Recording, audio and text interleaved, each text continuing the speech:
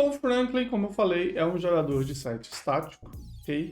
Se você pulou o vídeo para cá, o que eu falei antes, essencialmente, foi que as pessoas hoje usam geradores de sites estáticos para gerar site, e não é uma coisa complicada a priori, mas para você ter opções, para você ter coisas avançadas, você acaba tendo coisas complicadas. Então, o Franklin é baseado em Julia. O que isso quer dizer? No nível mais básico, nada, certo? No nível mais básico, a única coisa que você quero escrever o meu site, escrever no mínimo de Markdown, a priori, quero escrever ou ter disponíveis layouts, sites auxiliares, e eu quero que algum programa rode, junte tudo e me dê um site. Franklin é um exemplo muito bom disso. Se você simplesmente for em GitHub Pages, você vai ver aqui o GitHub Pages, ele já faz para você automaticamente com um formato. Ele fala como fazer tudo com Git, e aí ele fala use Jekyll. Ok? Não, eu queria ver o Jekyll, não queria ver você. Isso. O Jekyll, que é um dos mais famosos por causa do GitHub Pages, ok? Por isso que ele aparece aqui. Muito simples de você usar, mesma ideia, mesma coisa. Todos esses sites fazem isso. Qual que é o passo seguinte, tá? A saber, existe também o Hugo.io, que está bem na moda. Não é esse, viu? É GoHugo.io. O GoHugo.io, que é em Go, que também está bem na moda, que ele é muito, muito mais rápido do que o Jekyll, principalmente quando o seu site começa a ficar grande. E existem soluções muito mais simples quando você não quer encostar em nada do seu site. Por exemplo, o WordPress, certo? Você vai lá ver o WordPress. Eu não lembro qual dos dois é o que você quer. Eu acho que é o .org, se você só quiser fazer o hosting. Mas enfim, é um dos casos mais tradicionais aí. Antes existia uma coisa chamada Blogger, Blogspot. Pessoal muito jovem. Não vai lembrar. O Blogger tá aqui. O Blogspot que é o mais antigo, então. Ok? Mas enfim, a ideia toda é a mesma. O nível de envolvimento que você quer ter com o processo de escrita, principalmente o processo de escrita de HTML, e o quanto você quer desviar do seu objetivo básico de escrever um blog e você escrever um site parrudo, é o que define o que você quer escolher de gerador de site estático. Então, o Jekyll e o Hugo, eles não são o básico do básico de você fazer um blogspot, de você só criar posts de blog, certo? Ele deixa você criar mais coisas, deixa você rodar alguns códigos que ajudam você a gerar também código, ok? Código que gera código. Não é nada complicado como metaprogramação, é simplesmente a ideia de você falar assim, eu tenho um arquivo JSON listando todo o meu portfólio, certo? Eu tenho nesse arquivo o título, o link, quando que eu criei. Eu quero ler esse arquivo JSON e eu quero fazer um for e colocar tudo em listas. Rodar uma linguagem de programação essencialmente em cima do seu site, ok? Uma maneira de você fazer isso é usar o JavaScript, que roda, a gente nem encostou nesse assunto, mas se você quiser fazer isso antes do seu site ficar online, digamos, você quiser fazer isso, gerar código antes de processar o site, ou seja, é mais rápido, porque na hora de você fazer o load ele já está pronto, ele não tem que rodar o JavaScript, usando esses geradores de sites estáticos. O do Julia, que é o Franklin, um deles, no caso, faz isso com Julia, tá? Então, eu não vou entrar nos detalhes de novo de HTML e o que o Franklin deixa ou não você fazer, mas eu vou falar algumas coisas. A primeira delas é como que você cria um site, faz um Franklin new e você pode pôr um nome aqui para o seu site. Fala aqui, exemplo Franklin. Não é new, é new site. Ele cria um site exemplo Franklin. A gente vai dar um CD, por exemplo, Franklin. Automaticamente ele já dá CD. E a gente dá um serve. Então no Franklin você pode, em vez de você pegar o site construído Isso é uma outra coisa prática que você vai ter nesses geradores de site, né? Eu estava mostrando um exemplo, eu rodo meu arquivo, construo meu site e vou ver como ficou. Mas se eu estou construindo meu site e atualizando ele toda hora, eu não quero ter que ficar toda hora rodando build e indo lá ver, rodando build e indo lá ver. Então a maior parte deles tem um tipo de serve, que é um servidorzinho, que ele automaticamente atualiza para você. Então, primeira coisa, o Franklin está no localhost 8000. Se você clicar nesse link aqui, ele vai. Mas eu já tenho ele aberto aqui. Ctrl R. Esse é o site que o Franklin montou pra gente, ok? Esse site aqui dói os olhos, porque tá tudo muito claro. É essencialmente a documentação, uma documentação básica que o Franklin tem. Você quer saber como colocar HTML, como colocar imagens, como colocar LaTeX, como rodar um comandinho, como que eu faço o texto, como que eu faço código, como que eu faço lista, blá blá blá blá blá, tá tudo aqui. Então esse é um motivo pelo qual não vale a pena você primeiro ir lá aprender HTML, depois aprender CSS para você vir fazer o seu blog. Você pode começar direto aqui, ok? Mas vale a pena também ir lá ver. Todas as coisas que você quiser, aqui ele deixa você fazer.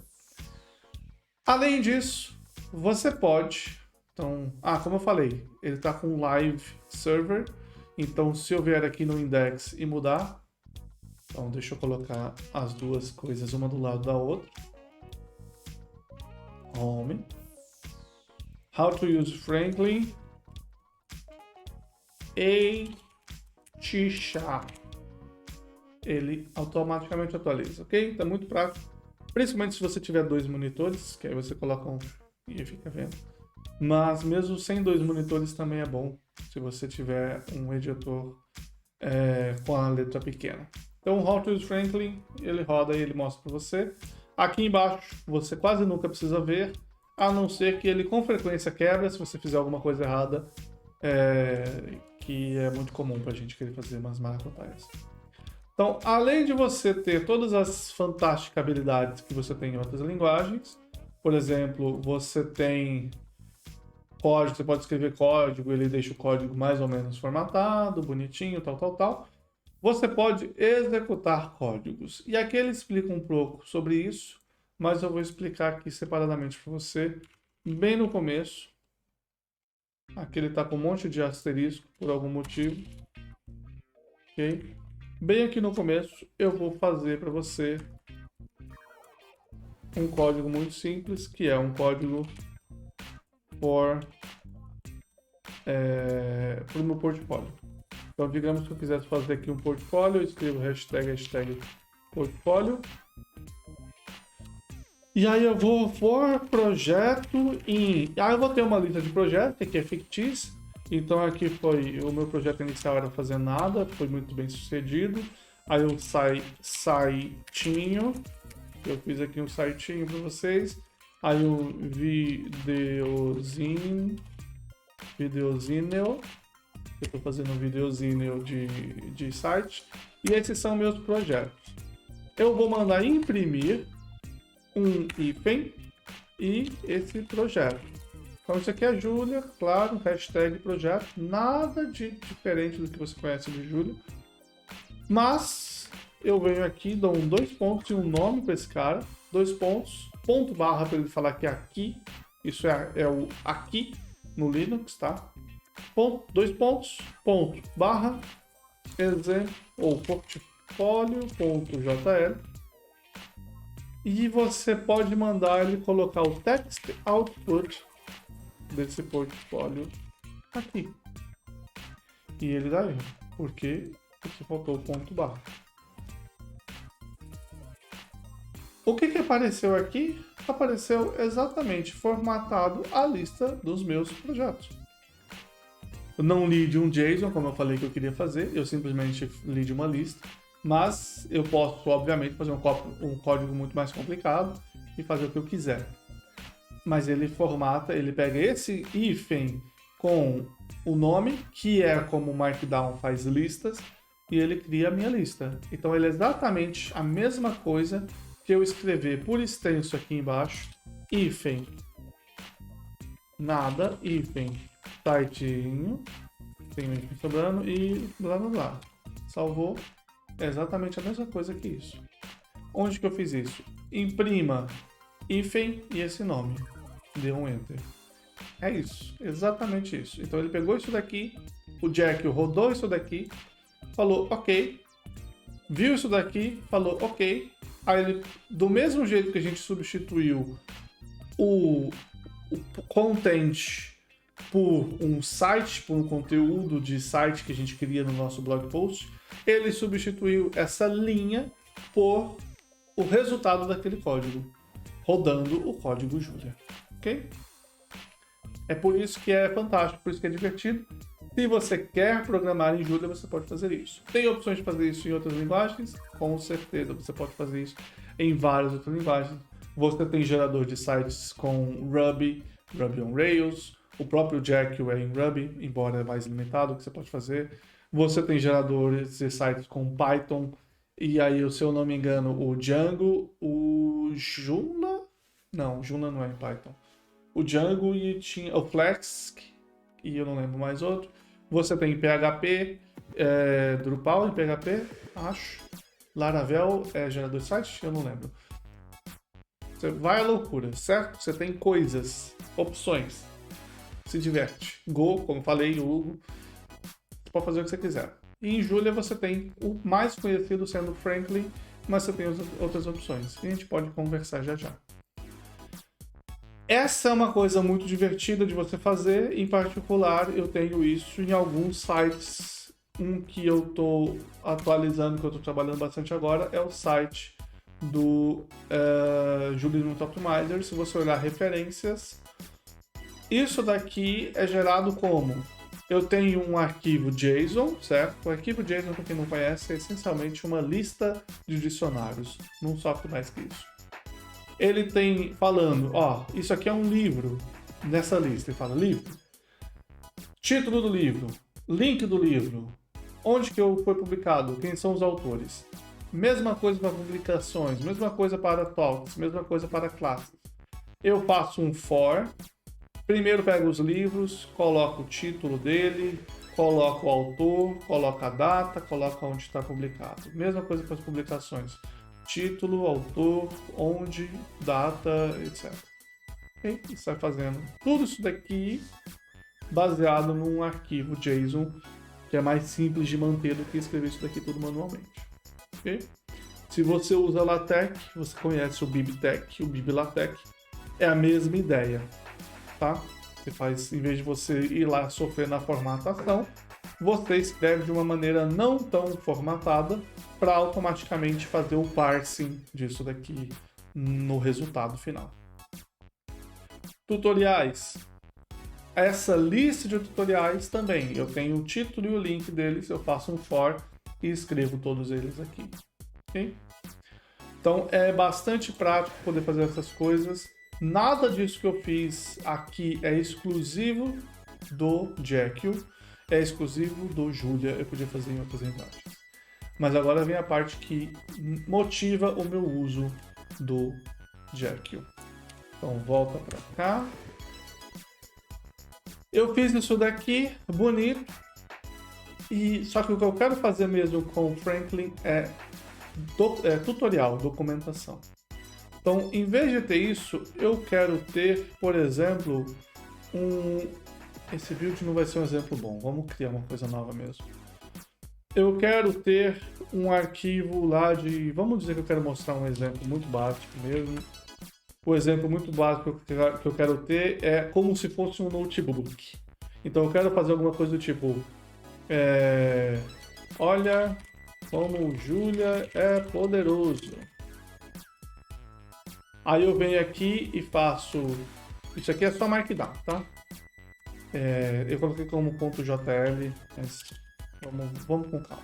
Olha como o Julia é poderoso. Aí eu venho... Falo que é um código Julia, eu faço... function... Bhaskara de ABC. Aí eu digo que delta é b quadrado menos 4a vezes c. Aí eu digo que eu vou calcular x igual a menos Tô sofrendo demais, vamos falar assim, return delta e menos delta, pra gente não ficar sofrendo nos detalhes, certo? Talvez. E eu falo, tá aqui como é bonito, vamos ver como ficou. Vem aqui, barra exemplo. Note que eu preciso linkar em algum lugar. Então, olha como o Júlio é poderoso.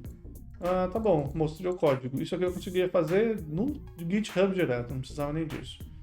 Bom, seria legal se eu colocasse o exemplo rodando e mostrasse o resultado. Então vamos fazer assim. Bhaskara 1, 2, 1. Vamos ver o resultado. Bom, ele não rodou o resultado. Então a gente precisa colocar dois pontos, ponto barra, Bhaskara.jl. E aqui eu coloco o output Bhaskara.jl. Não é o text output, é o output apenas. Salvei, vamos lá ver, rodou. Ele rodou. Ele não fez nada porque ele não imprime. Eu preciso dar um print aqui. Isso, eu dei um print e agora ele imprimiu. Então olha aí, legal, esse é o output da coisa. Bhaskara 1, 2, 1, deu 0, 0. Inclusive foi uma escolha muito ruim. Vou fazer assim. 8 menos 8. Interessante. Ok. Bom, isso daqui que eu fiz, deixou eu rodar o código e mostrar ele bonitinho para você. Eu não precisei rodar ele separado.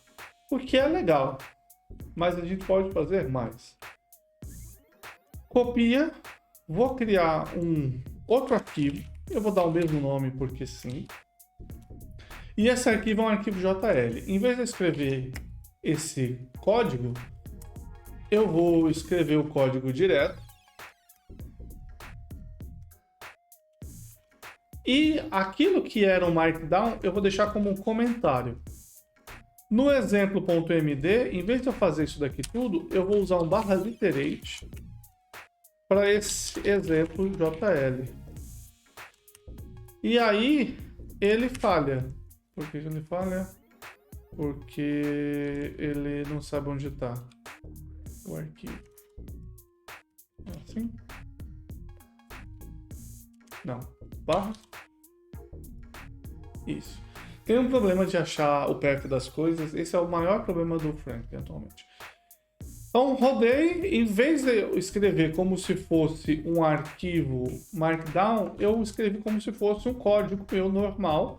E eu usei programação literal, essencialmente, onde eu vou lá e coloco meus comentários e o meu código, e ele traduz isso daqui para minha documentação, certo? Mas espere, tem mais, porque eu posso vir aqui e definir um show all igual a true, e ele automaticamente mostra o resultado, e eu não preciso nem fazer o text output. Ele vira exatamente um notebook.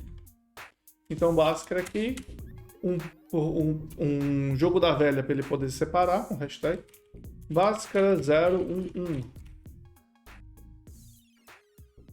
Sem pressa para rodar. Não tem nem... sim.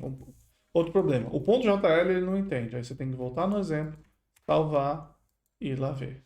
Isso é uma coisa que me irrita, mas enfim. Bhaskara 01 ele atualiza. Então você consegue escrever aqui nesse exemplo MD como se fosse um notebook e você tem o seu tutorial. Mas espere, tem mais, porque se você já tiver o tutorial em Jupyter Notebook, existe um comando que eu não lembro de cabeça que converte ele para um .jl. Se eu não me engano é do Weave, talvez seja do próprio Literate.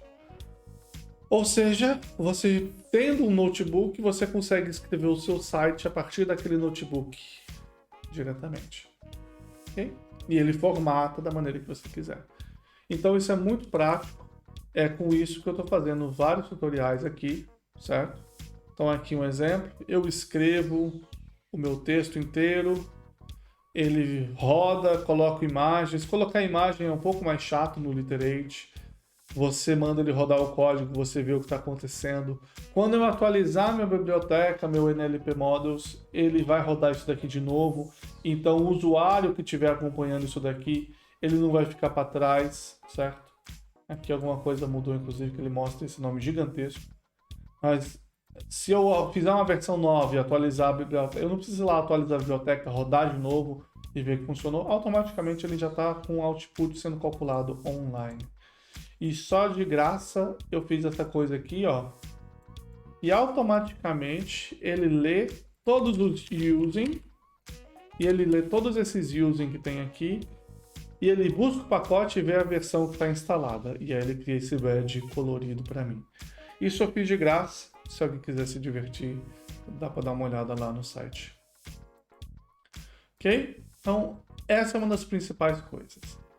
Vamos entrar nos últimos detalhes do Franklin para a gente poder fazer a comparação e acabar nosso tutorial gigantesco. Então, para finalizar o nosso tutorial, deixa eu falar então quem são as pessoas que estão aqui no Franklin. Você tem o site, que é o site gerado pelo Franklin. Uma página de assets, onde normalmente a gente vai colocar imagens, certo? O CSS, que o Franklin já vem com um monte de coisas definidas, mas você pode criar ou modificar isso. Você pode também ignorar e só ter um site padrão. O layout, então o Franklin tem o foot, o head, um header, várias coisas pré-definidas que você pode editar. O seu content, ele é logo depois do head e ele acaba com um foot, ok? Esses outros arquivos são todos chamados ou pelo head, ou pelo foot, ou não sei, deve ser por um dos dois. Libs. As libs são os pacotes que tem instalado, então o highlight e o KTEX. Highlight para poder deixar o código bonitinho e o KTEX para poder formatar LaTeX, certo? Matemática. RSS, se você não sabe o que é, não precisa se preocupar. Se você sabe, você sabe. Não sofre.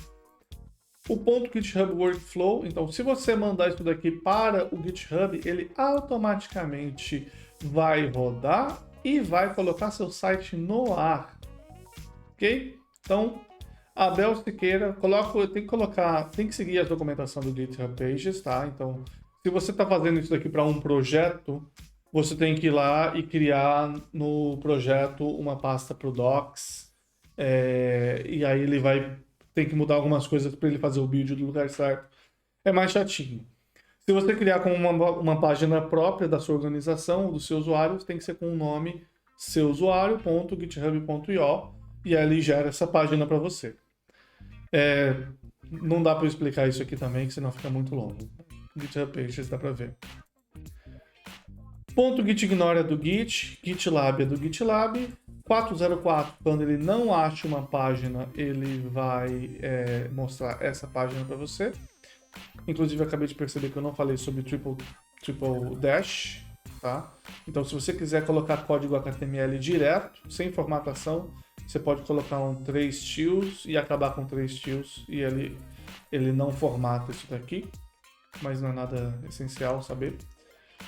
Config, um dos arquivos principais, você define o autor, você define algumas informações extras, por exemplo, o título do site, descrição, a URL, e você define várias coisas que você pode falar ignore, que não é para você colocar isso daqui no site, que pode ou não ser útil.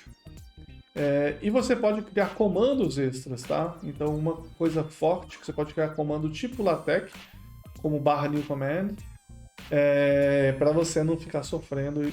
É uma opção de criar função mais simples. Exemplo, esses outros caras todos são arquivos. O project é o projeto que o pacote Franklin e o pacote Node.js, mas você pode colocar outros pacotes. E o utils, se você não consegue escrever sua função de uma maneira simples e você quer escrever ela usando Markdown, usando Julia, quer dizer, você pode usar o utils para criar funções, tá? A gente não entra nesses detalhes, mas por exemplo, como eu faço para criar isso daqui. Então, isso daqui é uma mistura de várias coisas. Primeiro que eu simplesmente falo, olha, /preamble, título, autores, quer dizer. Aí ele vai lá, coloca o nome do autor e ele faz a chamada de uma outra função que lê o arquivo atual, processa, buscando todos os users, tal, e aí imprime tudo para mim. É muito complicado para eu fazer isso em LaTeX, certo? Eu faço isso com Julia. usando um desses functions aqui. Então aqui tem um hfun bar vname. Então para você, isso daqui inclusive está fazendo o quê? Ele está pegando o vname, está parseando, está arredondando ele com 2 dígitos. Então eu posso mostrar esse exemplo. Deve estar lá esse exemplo já. Se você for no index, eu vou mostrar aqui logo antes do portfólio. Você faz assim, bar 3, 14, 3, enfim, esse número aí. Ele vai lá e processa, e esse 178 quer dizer que ele ignora o que tiver depois do ponto. Então, bar 3 é 173, 4, 2. Então, é a raiz do número que úteis. Ele foi lá e fez a raiz do número arredondada com 2 casas decimais. Ok? É um exemplo, obviamente não é útil para nada, mas pode fazer coisas mais interessantes. Um bastante útil é o title, que já vem por padrão, e ele coloca o título da página. Simples assim. Enfim, e esses são os arquivos que você tem no Franklin. O utils é bem complicado. Se você realmente precisa, você vai precisar de paciência para entender. E o config é necessário você sempre dar uma olhada nele para garantir que tá tudo arrumadinho. O resto é mais num need to know ali. Se você realmente precisa, você vai dar uma olhada. Você vai criar, obviamente, páginas novas. E você vai precisar editar o seu menu, tá no header, para você listar essas páginas, tá? A formatação delas já tem feito.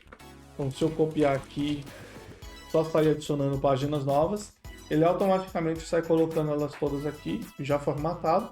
Mas você precisa manualmente adicionar elas aqui. Isso é outra limitação que deve ser fácil de contornar, mas não sei se vale a pena sofrer por causa disso. Okay? Por último, mas não menos importante, a pergunta: será que o Franklin é para você? Ou existe alguma coisa mais simples que você pode usar? Certo? Então, as alternativas ao Franklin são principalmente o Documenter.jl, são o Static Web Pages e o Genie Julia, que é mais fácil. Genie Framework. Essas são as 3 opções e elas estão mais ou menos na ordem de necessidade e de complexidade. O Documenter você normalmente vai usar dentro de um outro pacote, você não vai criar um site sozinho. E ele é principalmente usado para fazer documentação, como o próprio nome sugere.